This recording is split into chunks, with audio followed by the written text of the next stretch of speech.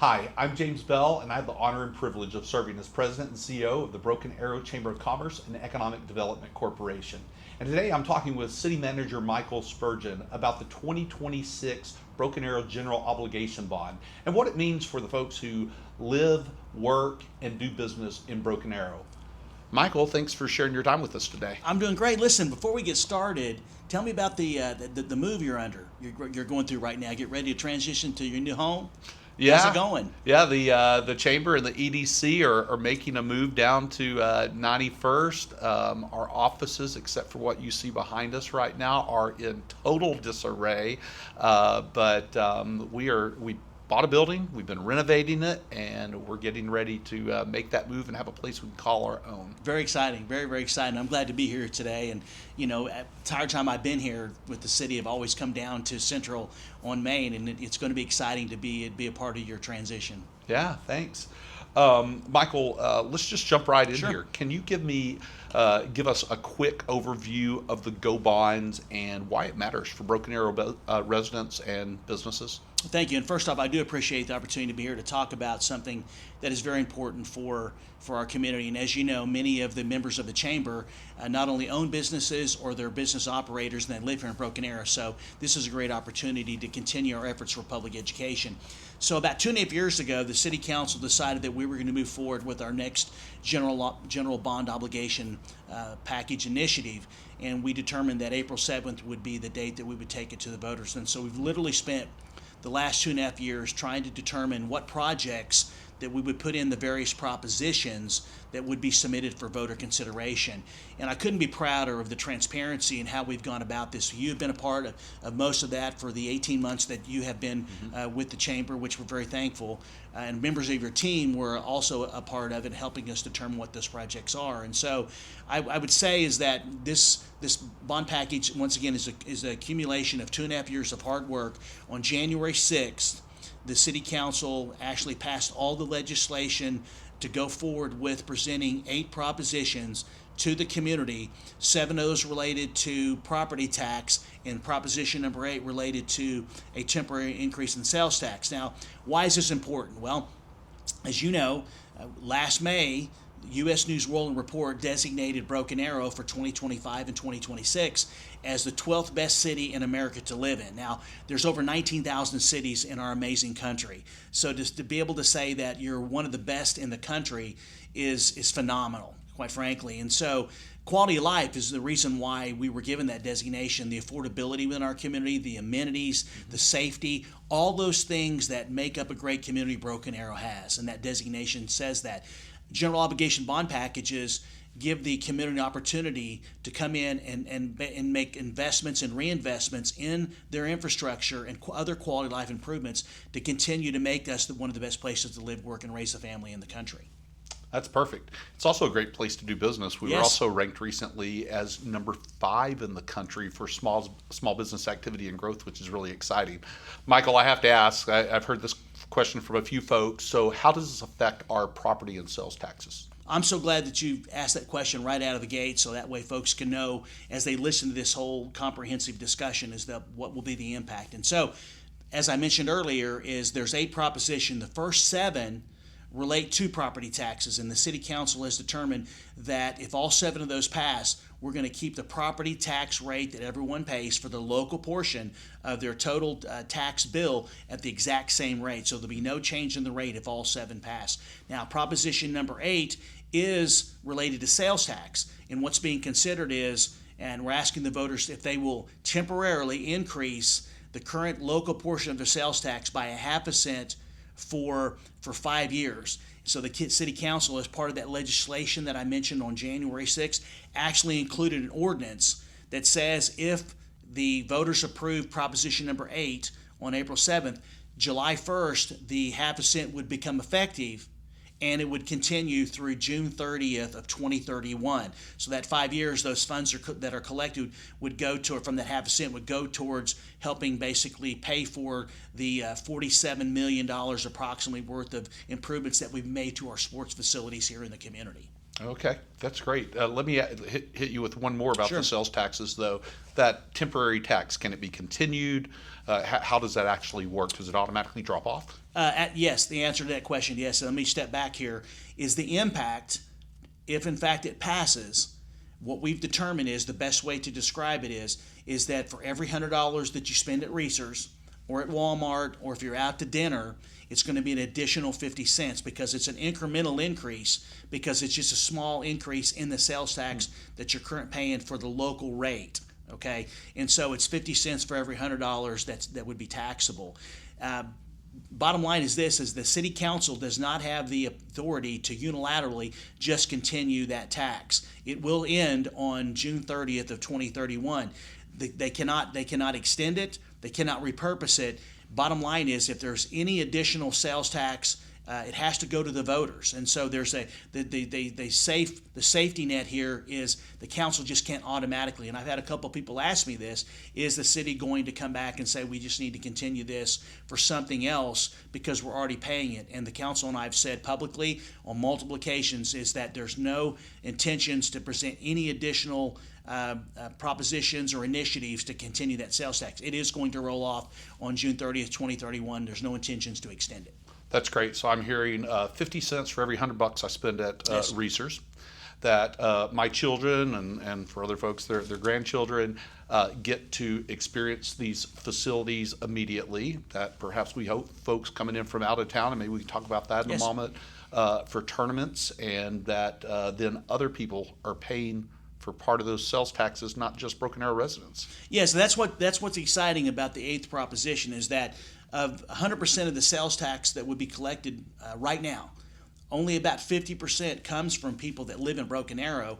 The other 50% come from people that come into our community during the day, in the evenings, and from businesses that purchase taxable goods in connection with their businesses. And so this sales tax proposition for number 8, actually, it's a really good thing because Broken Arrows are not carrying, as you mentioned, 100% of the tax burden associated with making the improvements to our sports facilities, which include Arrowhead, Indian Springs Sports Complex, Nienhaus, where we play football and lacrosse, and also Challenger Sports Complex. And so those people that will be coming into our community from outside the city, albeit Coweta, Wagner County residents, Tulsa, Bixby, or from around the area, because of once you improve these facilities, we're going to become a regional destination for youth sports, essentially, is they will be helping pay when they go to the restaurants, when they go to actually pick up some batting gloves because they need new batting gloves or cleats, or they go out to eat one of our restaurants. They're going to be helping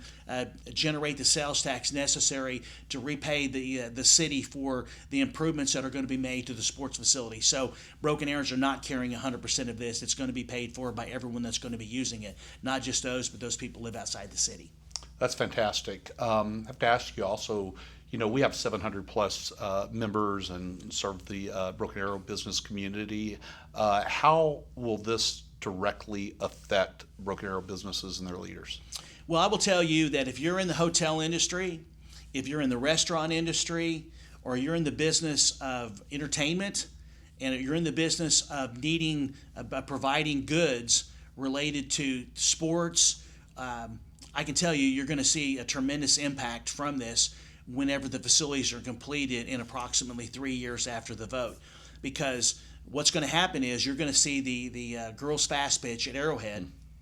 You're going to see baseball, soccer, and also adult softball. You're going to start to see more tournaments in our community because we're going to be putting natural turf on all of the infields for sure, which means that rain is no longer a serious consideration. Because 20 years ago, James, when you talked about youth sports, it was to the north, it was Kansas City. In the middle, it was Broken Arrow. And further south, Dallas. Those were the 3 stops that just about everybody that played fast pitch or played baseball, that was the 3 places that they went to play.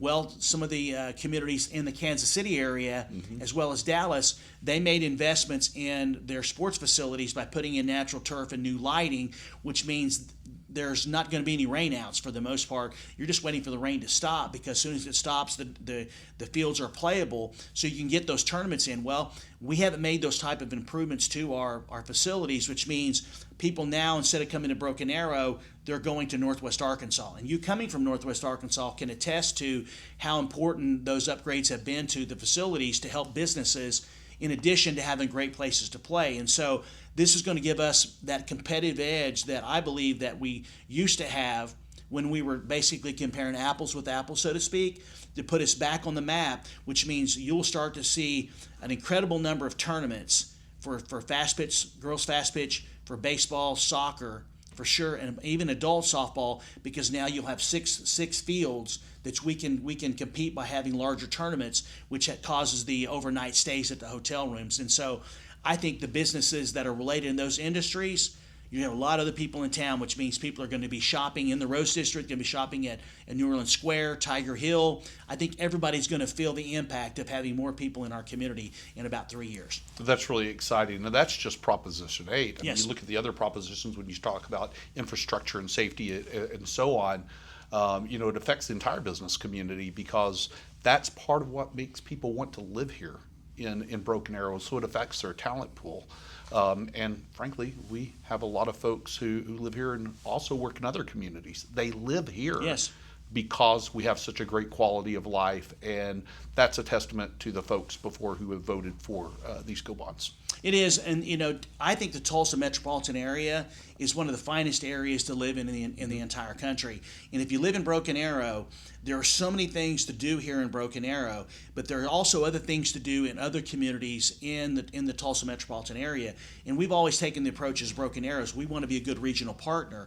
And so by actually making improvements to our roads, to our infrastructure, to our parks, to our sports facilities, we're actually going to be enticing residents from other communities to come into our city just like we go into their cities, and that helps the entire region. So making these improvements are definitely in a micro perspective, it's going to help Broken Arrow kids have great places to play, but also it's going to have other kids and adults coming to play in our facilities, which is going to help our economy. And so like you've talked about, many of our 700 or so members are actually residents, and so them hearing a little bit more about the bond package and the benefits, I think helps them with the public education that's needed between now and April 7th.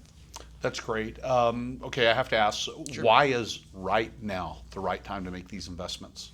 That's a question that we pondered 2.5 years ago to determine how do we continue the momentum that we currently have in our community. And so we got to step back, and 1997 is the year that we started to going to the citizens for general obligation bond approval, and since 1997 we have gone to the voters 8 times. The last time we went to the voters was 2018, which is just about 8 years ago. And so we want to continue that momentum by actually asking the voters, being able to keep the tax rate the same for propositions 1 through 7, if they will actually approve projects to continue to widen roads, to upgrade intersections, to build 2 fire stations, to actually expand our animal shelter, for example, do park improvements in the neighborhood parks, a new community center, all of these quality of life amenities that make us one of the best places to live, work, and raise a family in the country. To do that, you constantly have to be investing and reinvesting in your infrastructure, and honestly, asphalt and concrete, widening roads, intersections, that's always going to be the number one driver in our bond packages, because folks want to be able to get to where they need to go from point A to point B, whatever that is, whether that's to go to work, to take your kids to school, to go to church, to go to basically to play soccer. You want to have roads that are efficient and safe. And so our bond packages have always the top priority has been transportation, and so that continues with about 50% of this total package of $450 million for streets and roads.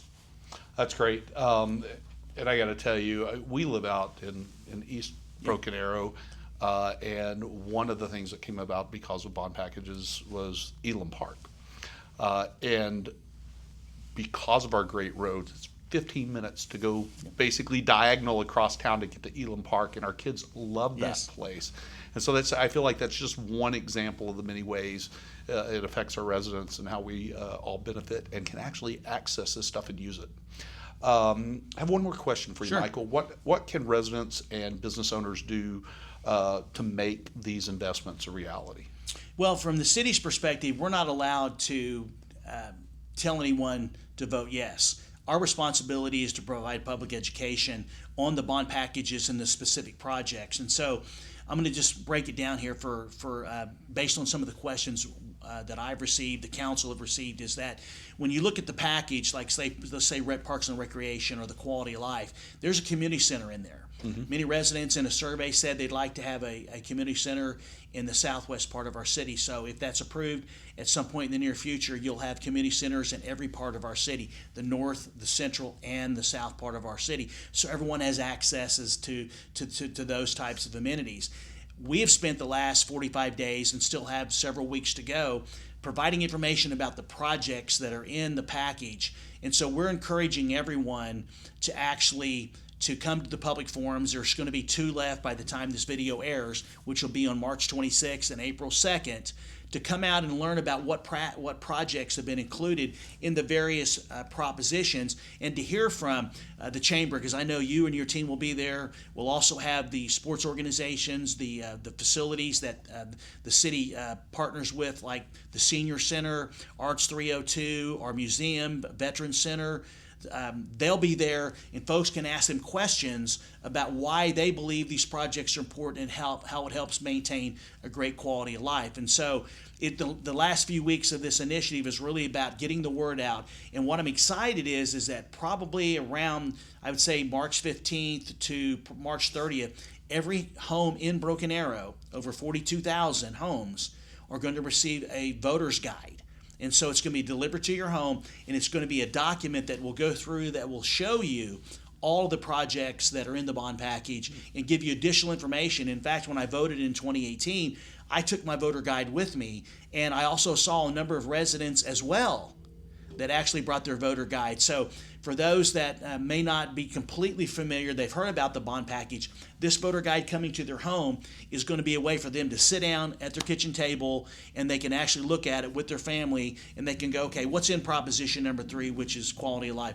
What is proposition number 7 related to the partnership with the library? What projects are going to be done in proposition number 8 regarding the sports facilities, roads? What roads are going to be widened? So I would just ask everyone, especially those that live in Broken Arrow, to take the time to go through the voter guide or come to one of our public forums, go to the website and learn more about it. So when those folks that choose to go to the polls on April 7th, they'll be well informed and know what it is exactly that they're voting on. Hey, thank you so much, Michael. That My was pleasure. super informative. If you're a voter in Broken Arrow, circle April 7th on your calendar. Get out to the polls. Vote yes. Vote yes 8 times, because you have to vote for each proposition separately. That also means some of the votes are likely to be on the back of the ballot, so flip it over, but vote yes 8 times. I can say that. It's great for the future of Broken Arrow. It's great for your families. It's great for our businesses, and it is a reason that we thrive here in Broken Arrow. Michael, do you have anything else to share as we close this out? Well, I do have an opportunity to close, and I want to use an analogy by one of our community leaders, is that bond packages are like a pyramid. And about 30 years ago, we started building that pyramid, and each bond package was a part of that block. And then the next bond package, we had more projects approved, and the next package. And it's all, this pyramid is quality of life. And so the folks that go to the polls on April 7th, they're standing on the shoulders of the voters that came before and made the choice to make the investments to continue to make Broken Arrow one of the best places to live in our state and country. And so I just ask everyone to learn more about the projects, and obviously just consider that this is a total package of projects that will make us one of the best places in this country. Because Broken Arrow, right now, we're so fortunate to have such engaged citizens, and we hope that they'll actually prepare themselves and learn more about our projects between now and April 7th. Perfect. Thank you, Michael. Thank you again for my sharing friend. your time Appreciate with you, bud. us. Absolutely.